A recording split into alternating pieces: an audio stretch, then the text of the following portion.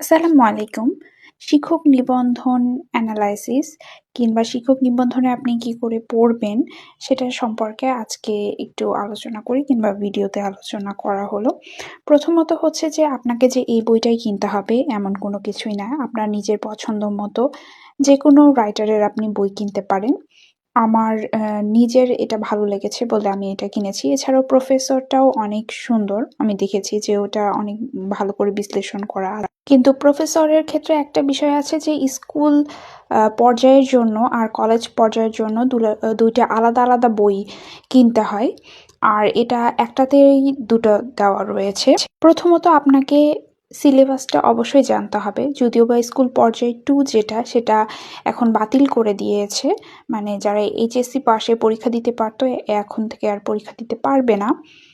কিন্তু তাছাড়াও যেইগুলো আমাদের সিলেবাসে আছে সেগুলো অবশ্যই সিলেবাসটা জানতে হবে। আপনি যদি সিলেবাস না দেখে পড়াশোনা শুরু করেন তাহলে এটা আপনার জন্য মারাত্মক ভুল হবে।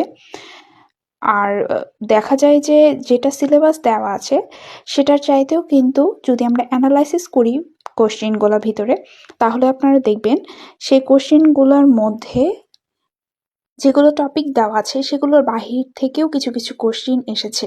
তার মানে জাস্ট ওই টপিকগুলো পড়লে না, তার বাহিরেও একটা কিছু ধারণা রাখতে হবে। তো আমি এখানে দেখাচ্ছি যে অবশ্যই আপনাকে শিক্ষক নিবন্ধনের যেগুলো কোশ্চিন আছে সেগুলো আপনাকে নিজ দায়িত্বে সলভ করতে হবে। প্লাস ব্যাখ্যা যেগুলো আছে ব্যাখ্যাগুলোও নিজ দায়িত্বে পড়ে নিতে হবে।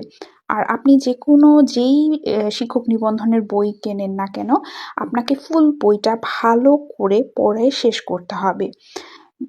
দেখা যায় যে এই বই কেনার পর আমরা একবারও কমপ্লিট করতে পারি না। কিন্তু অবশ্যই আপনার মাথায় রাখতে হবে যে বইটা যেন আমরা একবার নয় বেশ কয়েকবার কমপ্লিট করে রিভিশন দিতে পারি।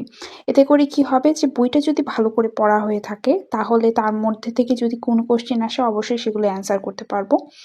আর দেখা যায় যে বিসিএস এর প্রিপারেশন নিলে এখানে অনেকটা হয়ে যায়, কিন্তু শিক্ষক নিবন্ধনের কিন্তু অনেকগুলো সাবজেক্টই যেগুলো বিসিএস এ আছে এখানে নেই।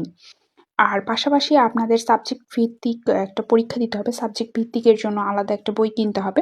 সেটা আপনারা নিজ নিজ সাবজেক্টের বই কিনতে পারেন। কিন্তু যেটা বাংলা, ইংলিশ, ম্যাথ আর জিকের যে পার্টটা রয়েছে সেটার জন্য আপনারা পছন্দ মতো আপনারা যেকোনো রাইটারের একটা বই কিনতে পারেন এবং অবশ্যই মাথায় রাখবেন যে যেই রাইটারেরই বই কিনেন না কেন আপনাকে সম্পূর্ণ পরিমাণে নিজ দায়িত্বে শেষ করতে হবে এবং ভালো করে রিভিশন দিতে হবে বারবার। এতে করে কি হবে আপনার নিজেদেরই একটা কনফিডেন্স তৈরি হবে।